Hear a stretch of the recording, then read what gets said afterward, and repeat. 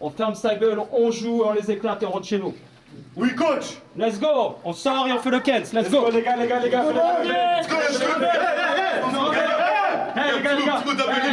Juste une chose. Pensez à tout ce qu'on a traversé. Serval, Nîmes. On a remonté la pente et on a gagné ensemble. On joue avec émotion. Il n'y a rien en face. On joue contre nous-mêmes. On donne à 300%. On rate, on se rattrape. Rappelez-vous qui vous êtes. Les 10 heures, ce sera quoi? Célébration. 10 heures, célébration. 23 Kent. 23 win. Let's go. 1, 2, 3. Let's go.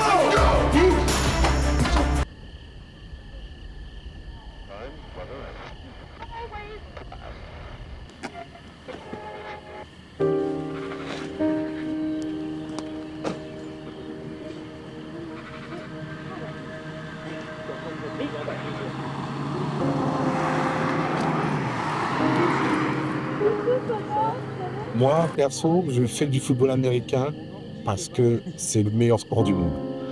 Vraiment, pour moi, je trouve que c'est le meilleur sport du monde.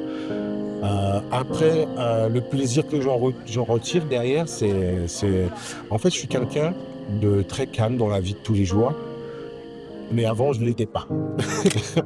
Avant, j'étais plutôt très intense. Et je suis toujours très intense. On le voit quand je suis sur un terrain que j'essaye de coacher, je coach de manière intense. Et quand je joue de manière intense. Je suis intense comme personnage. Ça ne va pas toujours réussir dans la vie. Et donc, j'ai fait un petit peu un travail pour pouvoir justement être un petit peu plus cool, un peu plus détendu. Et ma porte de sortie, justement, ma porte d'entrée, plutôt, on va dire, dans l'entrée pour être moi-même, c'était le football américain.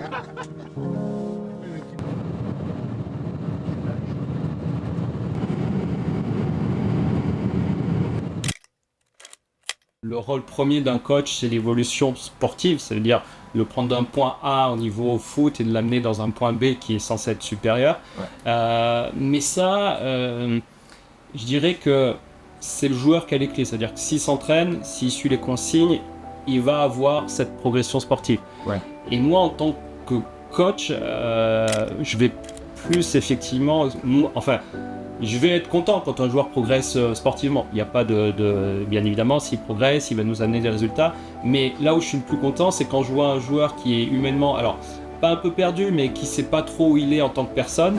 Et quand je vais voir son évolution, pas sur le terrain, mais en tant que personne, je me dis que voilà, sportivement, il a peut-être progressé, mais ce qu'il a acquis au niveau humain, ça va lui servir dans 10 ans, 15 ans, 20 ans, dans sa vie non sportive.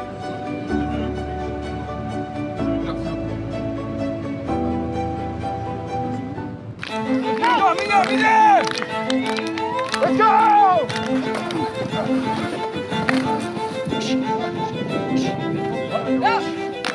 J'avais toujours cette idée derrière la tête de tester ce sport quand j'étais enfant. Mais ça a été un peu compliqué parce que on n'est pas véhiculé quand on est enfant. Trouver un club proche de chez soi et assez disponible, c'était impossible. C'était beaucoup plus accessible de jouer au soccer, en fait, au football classique. Et j'ai démarré comme beaucoup d'enfants, on va dire, en France, pour faire 2-3 années de foot. Puis après, je me suis penché sur du handball. Et comment c'est arrivé le football américain?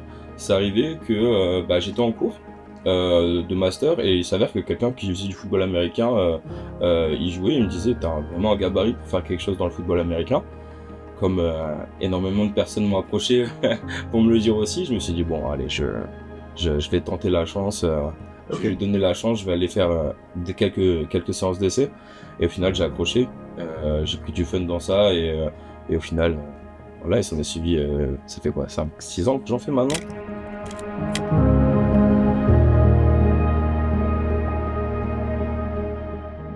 Mon père, il était un joueur de football américain dans les années 80-90. Donc en fait, moi et mes frères, nous sommes nés déjà avec un ballon de foot US et en mode on va faire ce sport-là. Donc depuis que j'avais 5 ans, j'ai toujours eu un ballon de foot US, un casque, c'était le casque de mon père, mais j'ai joué avec. Donc Même quand j'étais petit, je faisais quelques tournois de flag football, comme ça, sans vraiment faire des entraînements, parce qu'à l'époque, il n'y en avait pas de possibilité de faire si jeune des entraînements de football, en tout cas en Italie, d'où je viens.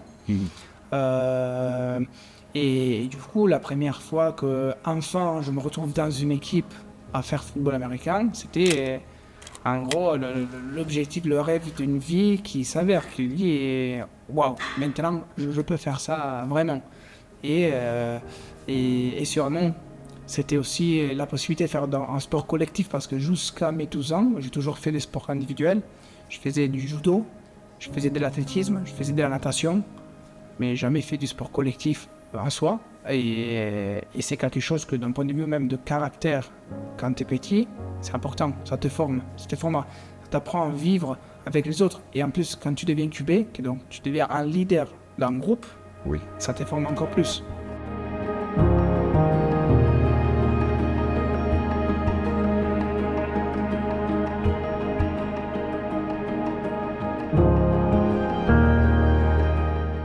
Mais pour moi, le foot, tu vois, c'est une école de la vie, en fait. Et en fait, le fait qu'il y ait de plus en plus de pression, ben c'est parfait. C'est parfait parce que moi, dans mon idée, ben, je dois faire en sorte que le gamin qui a 20 ans, il sort du foot à 27-28 ans, ben, la pression sur lui, ça glisse. Voilà. Et ça, je pense que c'est intéressant parce que je pense qu'on a tous eu des moments difficiles dans nos vies et à un moment ou à un autre, on va prendre des coups. Et tout le monde tombe, tout le monde a des situations compliquées dans sa vie. Et le but, ben, c'est juste, tu te relèves.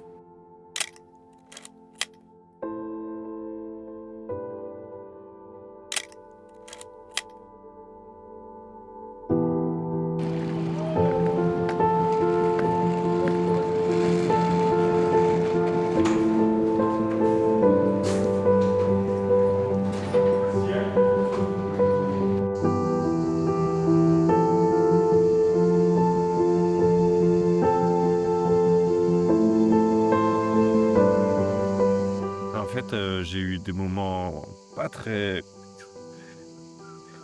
simples dans la vie. Et j'ai fait la rencontre d'un coach qui s'appelle Vladimir. Et pour moi, ça a été le début de quelque chose de grand, tu vois. Et après, il y a eu le décès de ma grand-mère. À ce moment-là, je me suis dit, il faut que je me réfugie vers quelque chose qui peut m'aider, tu vois.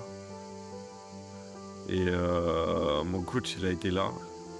Le jour où ma grand-mère, elle est partie, je suis parti à la salle de sport.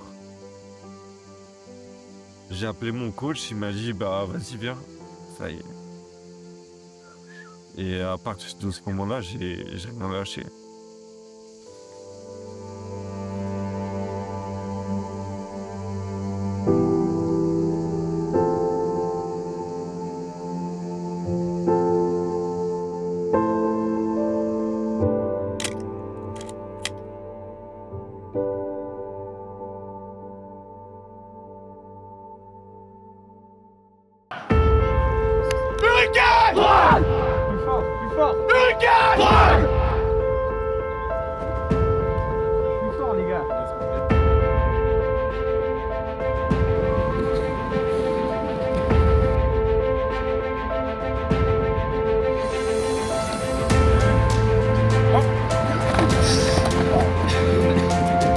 Pas rentrer. La pression elle est montée, on l'a dit déjà. Nous on a zéro pression, on est pour s'amuser, pour gagner, c'est tout. Let's go, one to case, one to win, one to family. One to win, one to win.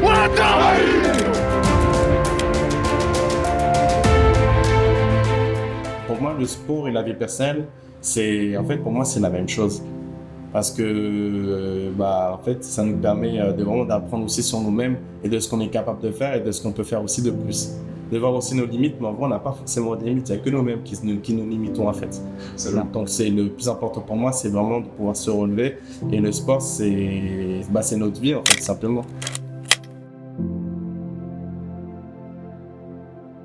Je travaille, moi j'ai un travail en dehors du football américain, et les gens ne comprennent pas forcément. Ils me disent, mais. Parce qu'il faut savoir que 2 mois avant de faire mon genou, je me fais l'épaule. Donc du coup, cette saison-là, elle est vraiment chaotique en termes de préparation physique. J'arrive et je vais au travail et on me dit, mais tu viens de faire l'épaule. Après, j'ai un arrêt maladie d'un mois parce que je peux même pas venir au travail en voiture parce que mon genou, il est HS. Combien de fois je croise des gens en me disant, mais pourquoi tu fais ça? Et je peux pas l'expliquer. Je peux pas l'expliquer, c'est une passion, c'est forcément, j'ai aucun intérêt à ça. Je gagne pas d'argent, je me détruis physiquement à faire des blessures qui peuvent perdurer des années, voire toute ma vie. Mais en fait, je pense que voilà, c'est ça la passion en elle-même, on ne sait pas pourquoi on le fait, on le fait. Ressentir tout ça, pour l'imprégner en vous. Et quand vous pensez que c'est bon, je vous laisse réouvrir les yeux. En France, 100% des joueurs sont des passionnés. Parce que ils ont payé, le terrain n'est pas exceptionnel, il fait froid, il n'y a pas de prime de match, il n'y a pas de salaire, ils vont rentrer à 23h. À 23h, il faudra qu'ils aillent se coucher parce qu'ils sont au boulot le lendemain à 7h. Voilà, donc et ça, du coup, nous en tant que coaching staff, c'est un pur bonheur parce qu'en fait, t'es que entouré de gens passionnés. Le fait que ce soit le sport complet par excellence, c'est déjà ma première source de motivation. Et ma deuxième source de motivation, c'est les gars. Clairement, c'est ça. C'est le fait de jouer tous ensemble. C'est cet esprit d'équipe, c'est ce côté fraternel. On crée des souvenirs ensemble et qu'on ne gravera jamais. On les aura toujours, même si on joue plus ensemble par la suite, on se recroisera.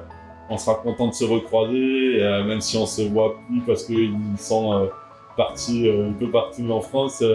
Le jour où on se recroisera, on sera content de se recroiser. On aura vécu une aventure ensemble. Et donc c'est aussi la deuxième source de motivation, c'est cet esprit d'équipe, cet esprit de famille, et le fait de jouer tous ensemble, de se retrouver.